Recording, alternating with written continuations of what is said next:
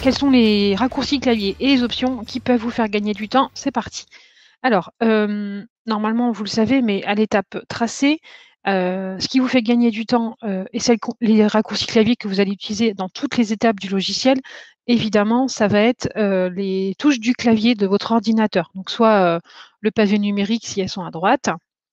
Bonjour Jean-Michel, vous n'avez rien raté, on démarre de suite, donc vous inquiétez pas. Merci d'être là. Donc les raccourcis clavier, les flèches du clavier, pardon, vont nous servir quasiment dans toutes les étapes, hein, puisque pour déplacer une cloison ou un mur de manière très précise, enfin de manière peu précise, je peux utiliser évidemment le clic gauche de ma souris, mais de manière précise, je clique sur le mur et avec les flèches du clavier, donc de mon ordinateur, hein, un clic vers la gauche ou un clic vers la droite est égal 1 centimètre. Donc un clic égale 1 centimètre. Ça, c'est valable ici, mais c'est valable également pour déplacer la voiture. Si je trouve qu'elle est mal centrée, je peux la déplacer. Et pareil, avec les flèches du clavier, je suis beaucoup plus précise. D'accord? Donc ça va servir un petit peu partout, les flèches du clavier. Pareil à l'étape ouvrant, ça aussi c'est très pratique. Si je veux centrer, par exemple, typiquement là mon ouverture n'est pas du tout centrée sur la chambre. Si je veux la centrer, avec les flèches du clavier, je vais pouvoir ajuster au mieux, la fenêtre sur le mur de la chambre. D'accord? Toujours les flèches du clavier pour ça aussi. Ensuite, à l'étape tracée, moi je trouve, hein, ce qui vous fait gagner du temps, si vous avez l'habitude de dessiner, soit effectivement, vous utilisez, le mur, la cloison, de toute façon c'est pareil. Soit vous utilisez la touche contrôle pour maintenir le dessin, si vous voulez, le mur au bout de la souris, ou ce qui parfois est quand même plus rapide, ça peut être d'utiliser cette petite fonction-là, activer la répétition de l'action. Vous allez la retrouver dans pas mal d'étapes également. Elle est très pratique, pas toujours connue de tous. Donc, vous voyez, si je dessine un mur, par exemple. Allez, je fais un rectangle. OK. Et puis, j'ai pas mal de cloisons à dessiner à l'intérieur. Eh bien, je vais, au lieu de cliquer sur cloison, dessiner une cloison, j'ai fini ma cloison, donc je dois, là, vous voyez, je dois recliquer sur cloison pour dessiner encore une autre cloison et ainsi de suite. OK? 20 retours en arrière ici, celle-là, c'est les flèches annuler, refaire, vous avez jusqu'à 20 retours en arrière. Si, avant de commencer mes cloisons intérieures, parce que c'est un peu long, je clique sur activer la répétition de l'action, je clique sur une fois sur cloison, du coup, et je vais pouvoir, donc pareil, hein, je dessine mes pièces, mais vous voyez, je garde le petit bouton vert au bout de la souris et je peux enchaîner les dessins de mes cloisons intérieures sans avoir besoin à chaque fois de recliquer sur cloison. OK, donc ça, c'est un gain de temps, quand même assez conséquent et ainsi de suite, voilà. Et quand j'ai fini, ça c'est un autre raccourci clavier qui est assez peu connu, c'est la touche espace de mon clavier pour dire: «OK, j'ai fini, je veux plus avoir le petit point vert au bout de la souris pour continuer à dessiner des cloisons». Et là c'est vert, donc c'est-à-dire que c'est activé. Là, du coup, je peux désactiver puisque j'ai fini le dessin de mes pièces intérieures. D'accord? Ça, c'est bien pratique. Ensuite, qu'est-ce qu'on va retrouver? Les autres raccourcis clavier, on va retrouver par exemple, notamment à l'étape, ouvrant, qui sont super pratiques. Quand vous cliquez sur, une ouverture quelle qu'elle soit que vous avez posée, effectivement, il y a énormément d'options à droite, d'accord? Et tout en bas, donc il faut descendre avec la molette si vous avez un petit écran déjà, donc souvent les gens ne les voient pas. Il y a changer l'orientation, donc voilà, le sens d'ouverture change et changer la direction, d'accord? Donc vous avez ces 2 possibilités ici. Eh bien, les raccourcis clavier qui font la même chose, ce sont les touches A et la touche Z, d'accord? Donc là, je change et là, je change. Et ça fait gagner un temps fou parce qu'à chaque fois, sinon, avec, les écrans de PC portable, il faut scroller pour aller jusqu'en bas pour voir tout ça. Donc ça, vous allez les retrouver dans, l'étape ouvrant et on va également retrouver ces raccourcis clavier, à l'étape produit. Moi, je trouve qu'elles sont super pratiques. Si par exemple ma voiture, elle est pas dans le bon sens ou, le gamin le petit garçon, il est pas dans le bon sens, le chien, je veux le faire pivoter, pareil, les raccourcis clavier, ce sont les touches A et Z. Vous avez soit les petites flèches tournées vers la gauche, mais vous voyez que ça fait tourner en angle ici, ça fait tourner assez peu vite, hein, ça fait que 5 degrés à chaque fois, donc c'est un peu pénible. Et pour aller plus vite, les touches raccourcis, alors là, tiens, très bon exemple. Je vais passer en plein écran, pardon, ce sera mieux. Là, je voudrais faire pivoter ma voiture dans l'autre sens, on imagine, avec le raccourci clavier, la touche A, par exemple. Et ben, je ne peux pas. Pourquoi? Parce que ma voiture, elle tape soit dans mes fleurs et dans mes lampadaires là, soit dans mon mur ici. Donc Celui-ci, il est super pratique. En général, vous connaissez quand même tous. C'est désactiver les collisions pour éviter que 2 meubles, enfin 2 meubles ou 2 produits, se rentrent en conflit. Et vous voyez, le fait d'avoir maintenant décoché les collisions, je peux faire pivoter ma voiture dans l'autre sens. D'accord? Et si du coup, comme les collisions sont désactivées, ma voiture, j'ai plus de frein si vous voulez, j'ai plus de limite. Donc c'est-à-dire que je peux rentrer, partout dans la maison avec ma voiture. Si je réactive les collisions de temps en temps, c'est quand même très pratique pour aménager. Eh bien, là, ma voiture, elle vient se caler contre le garage. Si j'y vais franco, normalement, elle peut rentrer dans le garage, voilà, mais il faut vraiment y aller franco, que là, sinon, elle vient se stopper dedans. Donc ça, pour aménager, vous notamment aménager, l'intérieur ou même l'extérieur du jardin, il faut souvent, pas mal jouer avec ce petit bouton qui est, activer ou désactiver les collisions. D'accord? Donc ça, c'est super pratique. J'en profite pour vous parler de celui-ci qui est à côté et qui est, du coup assez peu connu. Par exemple, alors j'ai mis des murs, c'est très moche tout ça. Je vais vous enlever tout ça. Hop, on va supprimer tout ça. Alors, raccourci clavier, là aussi, hein, c'est la touche Supr, hein, pour supprimer un mur, un objet, ou n'importe quoi. Un clic sur, le la chose que je souhaite supprimer, soit la corbeille ici à droite, soit le clavier Supr, bien entendu, ça fait la touche du clavier, ça fait la même chose. Donc on était là, pardon, et puis, par exemple, j'ai ce pommier-là qui est magnifique, qui fait des jolis visuels, qui apporte un peu de couleur et je voudrais, qu'il soit beaucoup plus gros ou beaucoup plus petit, par exemple. Le principe est le même. Donc, par défaut, je peux, si je le souhaite, à droite, jouer sur sa hauteur, sur sa longueur et sa largeur, mais entre guillemets, je vais le déformer si je fais ça. D'accord? Donc je vais l'étirer de manière pas proportionnelle. Si par contre, je clique au préalable sur activer la conservation des proportions, eh bien, je peux grossir de manière, proportionnelle, hein, c'est bien le but, mon cerisier, donc il va garder des dimensions globales, correctes et qui ne va pas être tout déformé. Pareil, si je clique sur le chien et que j'ai bien activé avant conserver les proportions, le chien, il grossit de manière proportionnelle. D'accord? On peut faire un gros molosse avec. Si par contre je ne fais pas ça et que je tire sur sa, largeur, le chien il grossit, mais il n'est pas proportionnel. D'accord? Donc ça, c'est super pratique pour agrandir ou réduire plein de choses en fait, hein. Ensuite, de manière générale, la touche espace vous permettra de désélectionner ou stopper l'action que vous étiez en train de faire, en fait, hein. Par contre, pour ces petits boutons-là, c'est bien, le clic avec la souris du clavier qui vous permettra de le faire. Ces petits boutons-là, faut pas hésiter, de toute façon, de manière globale, dans Zedro, à cliquer dessus pour voir ce qui se passe, hein, mais ça va me permettre de cacher les niveaux supérieurs. Donc là, je suis au rez-de-chaussée. Ça va me permettre de cacher les niveaux supérieurs pour accéder à l'intérieur de ma maison et de pouvoir aménager, par exemple, si c'est pas encore aménagé. Et celui-ci, c'est juste pour masquer le toit. Donc là, je masque uniquement le toit. Là, je masque tous les niveaux supérieurs. OK? C'était un projet en Bretagne. Je suis désolée, j'habite pas en Bretagne, mais j'habite à Nantes, Nicolas, donc on fait avec ce qu'on a, hein. Ensuite, ici, n'hésitez pas, ici, il y a beaucoup de choses.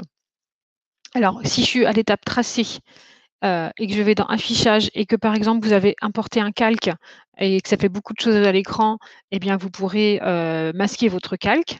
Vous pouvez, si vous trouvez aussi que la grille d'aide, entre guillemets, qui est derrière, là, le quadrillage vous dérange, vous préférez travailler sur une page blanche, eh bien, vous pouvez, le décocher pour avoir moins de choses aussi à l'écran. Pensez à vos yeux, hein, c'est quand même pratique. Ensuite, quand vous voyez, par exemple, là, je suis donc dans l'étape tracée, je suis au rez-de-chaussée et ce que je vois en violet, les traits, plus ou moins fins que je vois en filigrane en violet clair derrière, ce sont les murs de mon étage et idem, si je passe à l'étage 1, je vais enlever mon toit, ce que je vois en filigrane en dessous, ce sont les murs de mon rez-de-chaussée et ça, c'est hyper pratique. Dans Cedréo, il y a un magnétisme interniveau. Donc, par exemple, si j'essaye de redessiner un mur ici, il va me proposer de s'ajuster par rapport au mur du rez-de-chaussée.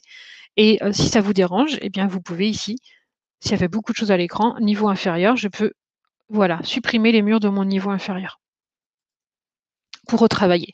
Ou si vous avez un petit défaut de façade et que vous dites: «Ah mince, mon rez-de-chaussée et mon premier étage ne sont pas alignés, j'ai vraiment un beau défaut, une belle fissure», et bien dans ces cas-là, il ne faut pas hésiter à travailler de près comme ceci. Et puis, du coup, en filigrane, en violet, je vois bien que là, bah, c'est bien aligné, c'est centré. Si je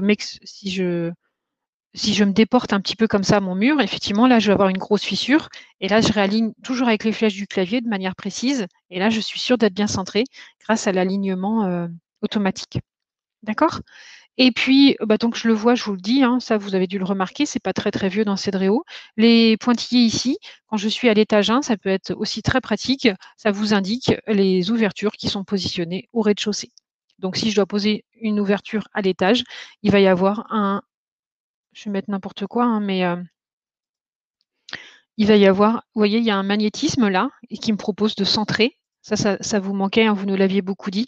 Ça va m'aider à centrer mon ouvrant par rapport à mon ouvrant du rez-de-chaussée. Avant, c'était votre œil qui devait faire le job. Maintenant, vous avez, alors si je veux détourner cela et je veux décaler, hein, je peux décaler mon ouvrant, il n'y a pas de souci, je peux le mettre où je veux et avec les flèches du clavier, je l'ajuste. Mais si je veux avoir une façade harmonieuse, eh bien, je peux le centrer par rapport à l'ouvrant qui est positionné à l'étage du dessus ou à l'étage du dessous d'ailleurs. Ça marche dans les deux sens. OK? Ensuite, alors c'est très moche, je vais l'enlever ça parce que cette maison ne se prête pas du tout à avoir, des fenêtres à l'étage. Ensuite, je vous ai parlé des touches A et Z, ça marche pour tout. Alors tiens, ça peut être pratique. On vous le montre, tiens, j'ai un petit poteau qui est ressorti là. C'est pas toujours évident, c'est pas toujours connu. Je vais enlever mon joli pommier, je vais le décaler parce qu'il m'embête. Je voulais vous montrer ça, à l'étape revêtement, quand, bah, là, par exemple, j'ai positionné un soubassement en briques. Alors là, c'est plutôt le nord, hein, Nicolas, d'ailleurs. C'est pas tout à fait la Bretagne, ça, ce soubassement en briques, c'est plutôt le nord. Alors, attendez, je vais répondre à la question de Miguel parce que je la vois passer. Effectivement, Miguel, les calques dans Cedréo ne sont pas conservés pour des questions tout simplement d'espace. Ce serait très lourd de conserver tous les calques des clients. Donc, effectivement, quand vous décidez d'importer un calque, que ce soit un plan de maison ou un plan de terrain, il faut aller jusqu'au bout de ce que vous avez besoin de faire avec le calque, puisqu'on ne les conserve pas. Donc, forcément, si vous fermez votre projet et que vous revenez dans 1 heure ou dans 2 jours, le calque ne sera plus là, il faudra le réimporter. Donc allez bien jusqu'au bout de ce que vous avez besoin de faire avec le calque, sinon il faut le réimporter. Ici, j'ai donc un soubassement en briques et on imagine que ça peut être. Attendez, je vais vous mettre un truc qui va être plus parlant pour vous. Je vais aller à l'arrière de la maison, sur ma terrasse, je vais mettre un bardage. Un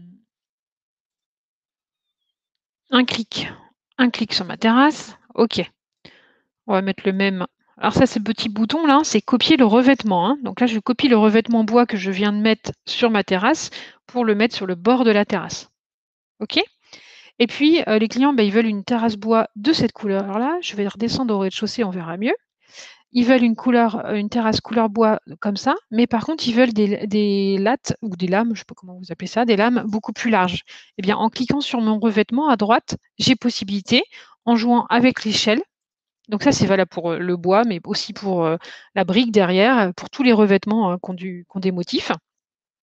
En jouant sur l'échelle, je vais pouvoir faire en sorte d'avoir des lattes beaucoup plus ou moins larges, en fait. D'accord? Donc là, du coup, bah, ce serait mieux de pouvoir le copier maintenant sur le bord. Et là, vous voyez ce qui se passe, c'est que mes lames sur la terrasse ne sont pas alignées avec les lames sur le bord de la terrasse. Et c'est pas très joli. Bon, c'est un petit détail, là, je suis prêt, mais parfois, c'est les détails qui font la différence, hein, c'est toujours pareil sur les visuels. Donc, dans ces cas-là, vous avez la possibilité de cliquer sur celui-ci et de jouer avec les petites flèches de déplacement pour aligner au plus près le revêtement pour qu'il soit le moins en décalage par rapport à la surface plate. D'accord? Ça, c'est valable pour tous les revêtements. Ensuite, bah, la touche supre, hein, je vous l'ai dit, mais bon, je pense qu'elle est assez évidente et c'est reparti. Donc j'espère que vous n'avez pas tout raté. J'étais en train de vous expliquer tous ces petits boutons. De toute façon, hein, quand vous passez dessus, ça vous explique à quoi ils servent. Donc là, c'est bien pratique. Ensuite, il nous reste peut-être ceux-là en bas que vous ne connaissez pas toujours et qui sont aussi très pratiques si on fait le tour de tout l'environnement. On a vu les collisions en haut, on a vu les flèches annuler et refaire, évidemment. Activer la répétition de l'action. Alors ça, tiens, activer la répétition de l'action, il peut être très pratique à l'étape produit notamment.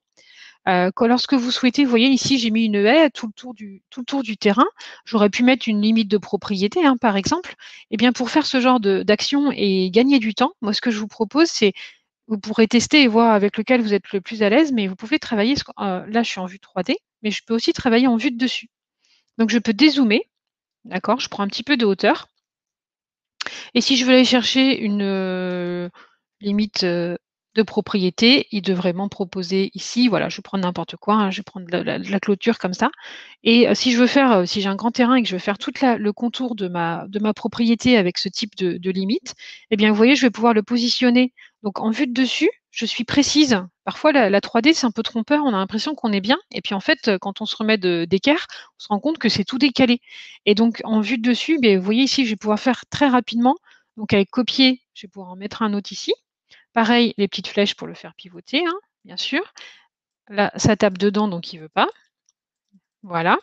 Et si j'ai comme ça tout le tour de la maison à faire, si je reprends celui-ci, je le copie. Et je sais que je vais devoir. D'ailleurs, ça doit être Maë que j'ai copié. C'est pas mon. C'est mon trottoir que j'ai copié même. C'est pas ce que je voulais.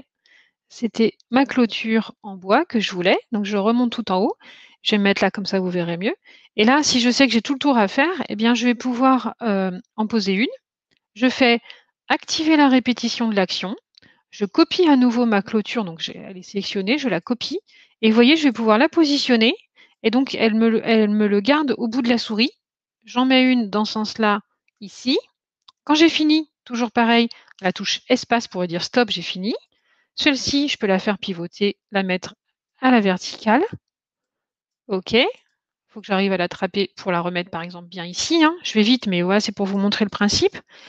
J'ai toujours mon petit bouton vert qui est activé, donc je vais pouvoir à nouveau, si j'ai un grand terrain et que je dois en mettre plein, copier encore, et comme ça les caler les uns à la suite des autres, voilà, de manière précise et en vue de dessus, je suis beaucoup plus précise dans l'alignement que en vue 3D. Et c'est le même principe pour notamment pour poser des garde-corps sur des toits terrasses ou autres. Moi, vous allez beaucoup plus vite en vue de dessus et vous êtes beaucoup plus précis sur l'alignement. D'accord? Quand j'ai fini, la touche espace et je désactive, activer la répétition de l'action. Voilà. Et puis n'hésitez pas, ici, quand vous êtes en 3D, c'est pareil. Si jamais vous avez une maison à sous-sol, un projet avec un sous-sol, je peux vous le montrer rapidement, hein. Si j'ajoute tracé niveau, j'ajoute un sous-sol à ce projet-là, je duplique les murs, oui, je retourne en 3D et par défaut, effectivement, vous avez une grille en fait ici. Vous voyez, donc on voit mon terrain qu'il faudrait que j'ajuste évidemment, mais en dessous, je vois mon sous-sol que je viens de créer et les clients nous disaient souvent que la grille les dérangeait. Cette grille-là, en fait, elle dérangeait. Donc, du coup, on vous a laissé la possibilité en 3D de la masquer si vous le souhaitez. D'accord? Je regarde mes notes rapidement. Je crois qu'on a fait le tour d'à peu près toutes les options. Alors après, il faut penser à décocher, hein, parce que activer et désactiver la conservation des proportions, sinon on va avoir des choses assez folklore, je pense, des fois. Mais voilà, quand c'est vert, c'est activé. Quand c'est blanc, c'est désactivé, tout simplement. À très bientôt!